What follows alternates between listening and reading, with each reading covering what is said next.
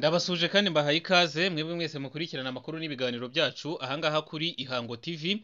Ihango TV ni umuyoboro wa YouTube ukugezaho amakuru aba ari kugenda avugwa hirya no hino ku isi, ariko by'umwihariko amakuru yacu akaba yibanda mu karere k'ibiyaga binini.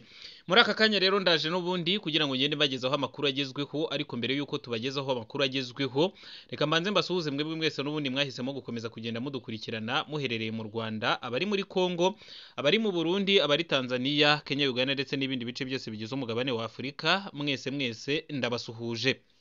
Reka kandi muri aka kanya nongere nshimire mwebwe mwese n'ubundi mudahwema kutugaragariza yuko mukurikirana amakuru n'ibiganiro byacu muherereye ku migabane ya kure, haba ku mugabane wa Amerika, umugabane wa Aziya, umugabane w'Uburayi. Namwe mwese ndabasuje kandi mbahaye ikaze mu makuru yacu y'aka kanya. Muri aka kanya ndongera kandi gushimira mwebwe mwese mwamaze gukanda ku ijambo subscribe, aho abarenga 8,000 aribo bakomeje kugenda bakurikirana amakuru n'ibiganiro byacu. Nabibutsa ko kandi kuri mwebwe mutari mwamara kubikora yuko mushobora kujya munsi y'iyi video maze mukareba handitse ijambo subscribe cyangwa se sabone, ubundi mukarikandaho. Ntimwibagirwe kandi no gukanda ku nzogera kugira ngo amakuru n'ibiganiro byose dukora umunsi ku wundi bijye bibageraho kandi mu ba mbere. Turi ku itariki 27 z'ukwezi kwa kane umwaka wa 2024. Muri aka kanya rero amakuru yacu akaba ari bwibande ku ngingo z'amakuru zikurikira. U Rwanda rwabaye intandaro y'amatiku karahabutaka ari hagati ya Kongo ndetse n'uruganda rukora amatelefone ndetse n'ibindi bikoresho by'itumanaho rwa Apple. Iyi rero ikaza kuba imwe mu nkuru tuza kubakiraho amakuru yacu. Mu yandi makuru kandi turarebera hamwe buryo ki urugamba rukomeje kurema hagati y'umutwe wa M23 ndetse n'ihuriro rirwana ku ruhande rwa Repubulika ya Demokarasi ya Kongo. Akaba ari intambara rero ikomeye kandi maze igihe kirenga imyaka 2 mu burasirazuba bwa Repubulika ya Demokarasi ya Kongo. Byose turabigarukaho gatanu kuri gatanu. Naho turongera kandi tubarebere buryo ki abakozi bahembwaga na leta ya Kongo mu kurinda urugo ndetse n'imitungo y'uwahoze ari perezida w'iki gihugu Joseph Kabila, yuko perezida w'iki gihugu perezida Félix Antoine Tshisekedi Chilombo yuko yamaze guhakana ko batazongera kuronka imishahara yabo ngo nyuma yaho Joseph Kabila avuye mu gihugu kandi akakivamo mu buryo butemewe n'amategeko. Naho muri leta zunze ubumwe za Amerika ho bamaze kwemera ko bagiye kohereza ubwirinzi karahabutaka mu gihugu cya Ukraine, ibintu rero ngo bishobora kuza kuba inkomoko y'intambara ya gatatu y'isi yose, ndetse tunarebere hamwe nyine n'agaciro k'ikoranabuhanga ry'ubwirinzi rigiye koherezwa mu gihugu cya Ukraine. Reka rero amakuru yacu muri aka kanya tuyahere ku nkuru y'aya matiku karahabutaka ari hagati ya Repubulika Iharanira Demokarasi ya Kongo ndetse n'uruganda rwa Apple rwo muri leta zunze ubumwe za Amerika, aho leta ya Kongo ishinja uru ruganda kugura amabuye y'agaciro ava mu maraso y'abanyekongo ngo bicwa n'u Rwanda kugira ngo u Rwanda rubone kubona aya mabuye y'agaciro rugurisha muri leta zunze ubumwe za Amerika. Ni Repubulika Iharanira Demokarasi ya Kongo rero ishinja sosiyete y'abanyamerika ya Apple gukoresha amabuye y'agaciro ava mu bujura ndetse no mu nzira zidasobanutse mu gukora ibikoresho by'itumanaho bigezweho birimo telefone za iPhone ndetse na mudasobwa. Ibi rero bikaba byaratangajwe n'abanyamategeko bunganira igihugu cya Repubulika Iharanira Demokarasi ya Kongo mu nyandiko boherereje sosiyete ya Apple bayimenyesha ko bashobora gushyirwa mu nkiko mpuzamahanga baramutse bakomeje gukoresha amabuye y'agaciro bise ko agera kuri iyo sosiyete binyuze mu bujura kandi agacukurwa ahantu uburenganzira bw'abaturage buhonyorwa. Aba banyamategeko bafite icyicaro mu Bufaransa bavuga ko ayo mabuye y'agaciro ava mu birombe byo mu burasirazuba bwa Repubulika Iharanira Demokarasi ya Kongo akajyanwa gutunganyirizwa mu Rwanda nyuma akisanga ku masoko mpuzamahanga. Aba kandi basabye sosiyete ya Apple gukora ubushishozi n'ubugenzuzi kugira ngo itisanga mu byago byo kugura amabuye y'agaciro ava mu maraso y'abanyekongo. Sosiyete ya Apple yo ibajijwe n'itangazamakuru batangarije ibiro ntaramakuru by'abafaransa AFP ko nta bimenyetso bihari ifite bigaragaza ko amabuye y'agaciro bakoresha ava mu mitwe yitwaje intwaro cyangwa se ikindi gihugu mu buryo butemewe n'amategeko.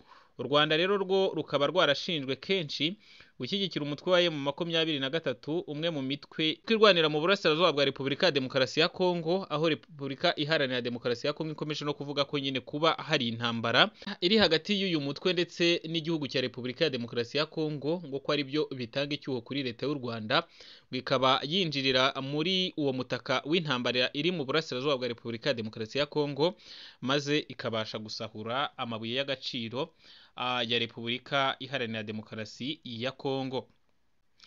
Naho mu yandi makuru, intambara hagati ya M23 ndetse n'igisirikare cya Repubulika ya Demokarasi ya Kongo mu burasirazuba bw'iki gihugu yo yarakomeje ku munsi w'ejo, aho ndetse umutwe wa M23 wasohoye itangazo karahabutaka, akaba ari itangazo rero ryamagana n'ubundi ubwicanyi bukomeje gukorerwa abaturage ndetse n'ibitero bikomeje kugabwa ahatuwe n'abasivile muri Repubulika Iharanira Demokarasi ya Kongo, by'umwihariko muri teritwari ya Rucuru, nk'uko tugiye kubibona mu nkuru tugiye kukugezaho muri aka kanya. Iyi nkuru rero n'ubundi dukesha ikinyamakuru Minembwe Capital News cyandikira muri Repubulika ya Demokarasi ya Kongo, iravuga ko ubuyobozi bw'umutwe wa M23 bwamaganye ibitero byagabwe ku baturage b'abasivile kuri uyu wa gatanu, bikaba rero byaragabwe n'ihuriro ry'ingabo zirwana ku ruhande rwa Repubulika Iharanira Demokarasi ya Kongo.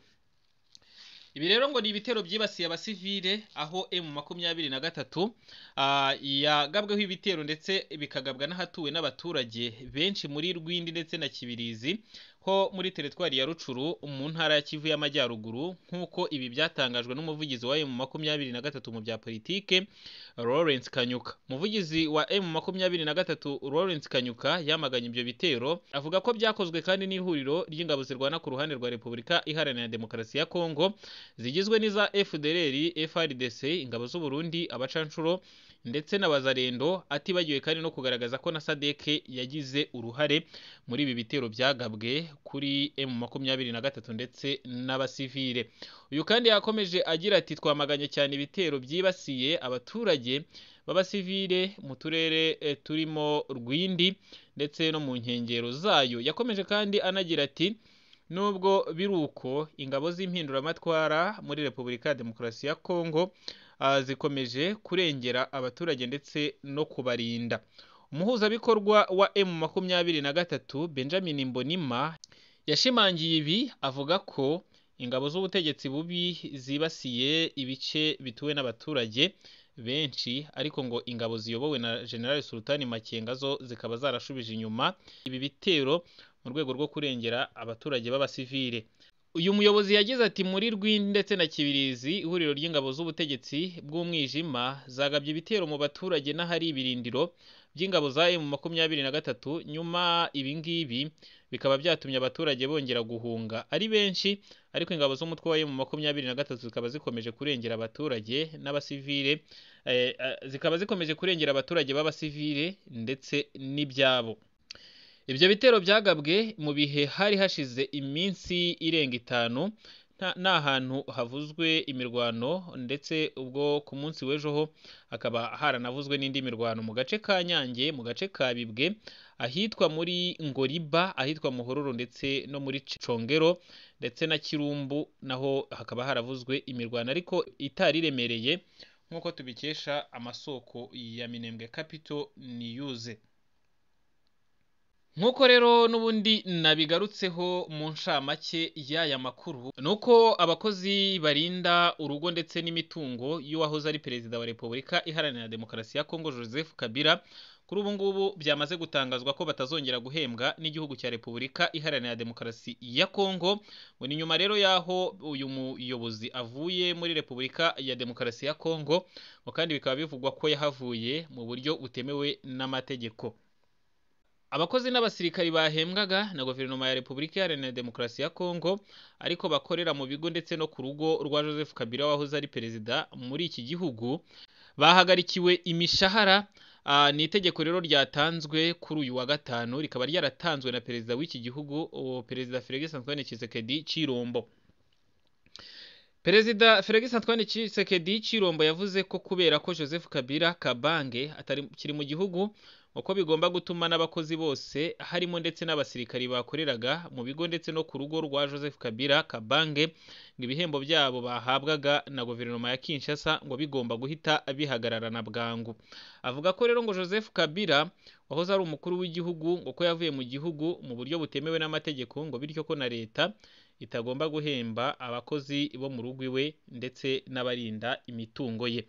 Joseph Kabila Kabange yavuye muri Repubulika ya Demokarasi ya Kongo mu ntangiriro z'ukwezi dushoje kwa gatatu akimara kugenda leta ya Kinshasa binyuze mu munyamabanga mukuru w'ishyaka riri ku butegetsi rya UDPS Augustin Kabuya akaba yarahise rero asohora itangazo avuga ko uyu muyobozi yahunze agahungira mu gihugu cy'u Rwanda.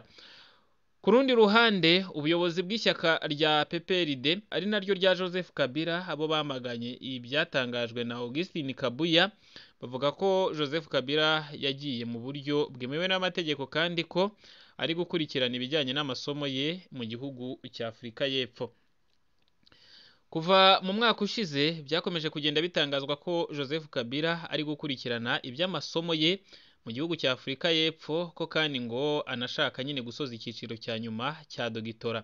Gusa imyaka igiye kuba 3 ubutegetsi bwa Perezida Félix Antoine Tshisekedi Tshilombo bukomeje gushinjwa guhohotera abanyapolitike batavuga rumwe n'ubutegetsi bwa Perezida Félix Antoine Tshisekedi harimo abicwa abafungwa ndetse hakaba hari n'abagiye baburirwa irengero. Mu yandi makuru kandi nuko nubundi nkuko mubizi iyi nkuru yagarutsweho cyane kubera yuko wahoze ari umukuru w'igihugu abagomba gucungirwa umutekano kandi nibyo bigacungwa n'igihugu yahoze abereye umuyobozi. Ibingibi rero kandi bikaba biba biteganyijwe mu bigenerwa umukuru w'igihugu mu gihe yasoje inshingano, ariko nyine Perezida Félix Antoine Tshisekedi Tshilombo we mu bigaragara akaba yanyuze muri iryo teka akavuga ko rero atazigera akomeza guhemba cyangwa se nyine gutanga ibyafasha irindwa ndetse n'ibungabungwa ry'imitungo yo wahoze ari umukuru w'igihugu muri Repubulika Iharanira Demokarasi ya Kongo. Inkuru rero dusorezaho ni inkuru ivuga ko nyuma y'igihe kinini Amerika yarinangiye kohereza intwaro karundura muri Ukraine, kuri ubu noneho iki gihugu cyavuye kwizima maze cyemera kohereza intwaro zikakaye muri icyo gihugu nyuma yo kubona uburyo Ukraine ikomeje gukubitika cyane muri iyi ntambara ihanganyemo n'igihugu cy'Uburusiya. Nta minsi yarishize Amerika yohereje misile zirasa kure zishobora kugeza ku birometero 300. Kuri ubu ngubu rero iki gihugu cyamaze gutangaza ko kiri mu myiteguro ya nyuma yo kohereza systeme y'ubwirinzi izwi nka Patriot muri Ukraine. Ni nyuma y'uko Ukraine itangaje ko iri kubura ubushobozi bwo kwirinda ibisasu karundura by'Uburusiya biri kwibasira cyane imihanda ya gari ya moshi ndetse n'inyubako zikomeye za gisirikari. Amerika ivuga ko ubu bwirinzi buzafasha Ukraine kongera kwisuganya, icyakora amakuru akaba akomeza kwemeza ko bishobora kutazatwara igihe kinini kugira ngo bugere ku mirongo y'imbere ku rugamba. Patriot iri muri bumwe mu bwirinzi bwa mbere buhenze ku isi kuko systeme yose ishobora kugura arenga miliyari y'amadolari y'Amerika. Igisasu kimwe ngo gikoreshwa muri ubu bwirinzi kikaba rero kigurwa amafaranga agera kuri miliyoni 4 z'amadolari y'Amerika. Igituma rero ngo ubu bwirinzi buhenda kuri uru rugero ngo nuko ibihugu bikoresha kandi ibizi no gukora ubu bwirinzi ngo ni bike cyane ku isi, cyane cyane ibyo mu mugabane w'Uburayi. Ubu bwirinzi buzaba bufite agaciro ka miliyari 6, akaba rero ari igice cy'inkunga ya miliyari 60 z'amadolari y'Amerika aherutse kwemererwa Ukraine, Israel ndetse na Taiwan. Nyuma y'uko igitero cya Ukraine kinaniwe gusubiza inyuma ingabo z'Uburusiya, kuri ubu amakuru aravuga ko Uburusiya nabwo buri kwitegura gukora igitero simusiga gishobora kuzasubiza inyuma ingabo za Ukraine. Ingingo rero ishobora kandi guhindura ibintu ku rugamba, bikaba bishobora no gututumukamo intambara ya gatatu y'isi yose, nk'uko binakomeje nyine no kugenda bivugwa binatangazwa n'abatandukanye. Leta Zunze Ubumwe za Amerika kuba zikomeje kugenda zifasha intambara zirimo iri kubera muri Ukraine, ibera muri Israel, ibera muri Gaza ndetse na Iran, byose bishobora kuzatutumukamo intambara yakitwa iya gatatu y'isi yose, ibintu rero bishobora gutuma n'isi ihura n'akaga gakomeye. Ni nyuma y'aho ku isi hose hagiye harundwa ibitwaro kirimbuzi, aho kuri ubu ngubu habarurwa ibihugu bigera ku 9 bitunze ibi bitwaro kirimbuzi. Bikaba rero bivugwa ko noneho bishobora gutera akaga gakomeye cyane mu gihe cyose byaba bigaragaye yuko izi ntwaro ndetse n'ubu bwirinzi bikomeje guhabwa Ukraine byakoreshwa kugira ngo igihugu cya Ukraine cyemere gupima ingufu n'Uburusiya, aho ndetse igihugu cy'Uburusiya bivugwa ko aricyo gihugu cya mbere kuri isi ya rurema gifite byinshi bihagije mu biturika byamaze kwibikwaho n'abatuye iyi si. Reka rero muri aka kanya nshimire mwebwe mwese twabanye muri aya makuru yacu y'aka kanya, n'abararikira kandi gukomeza gukurikirana amakuru yacu. Amakuru yacu rero aba ari akagaruka, aho tugenda turebera hamwe amakuru agenda asohoka yose tukagenda tuyabagezaho 5 kuri 5. Mbibutsa ko kandi mushobora kugenda mukareba handitse ijambo subscribe mukarikandaho. Ndabibutsa ko kandi mushobora no gukanda kuri share, mugakanda kuri like. Mwibuke kandi no gusiga ubutumwa bwanyu muri commentaire kugira ngo mugende mutubwira ibitagenda neza, mutubwire cyangwa se ibyo mwifuza ko twabatunganyirizaho amakuru tukayabagezaho 5 kuri 5. Mushobora kandi noneho no kugenda mutubwira ibyo mubona dushobora kuzongera mu makuru tubagezaho, nabyo tukazaya tubikora 5 kuri 5, cyane ko mu minsi izaza tuzaya tubaha igisana proposal cyangwa se nyine byinshi tubona bishobora gufasha societe, kugira ngo nabyo ni mu bishima muzatubwire tujye tubiteguraho ibiganiro tubibagezeho 5 kuri 5.